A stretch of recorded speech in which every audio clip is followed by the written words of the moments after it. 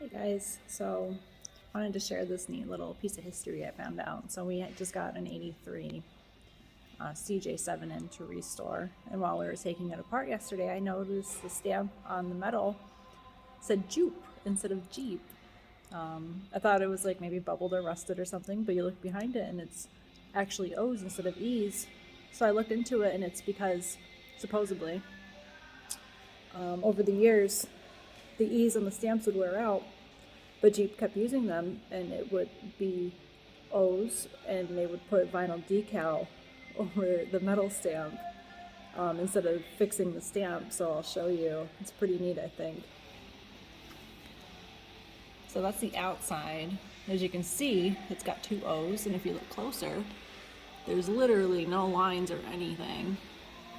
And then this is the metal stamp on the other side. So it's clearly O's. But then you have the other side of the tub, which actually says Jeep. And it looks like it was factory too. And that one actually is Jeep. So I think it's pretty neat that CJs have this little Easter egg, I guess you can call it, and that we actually have one here at the shop.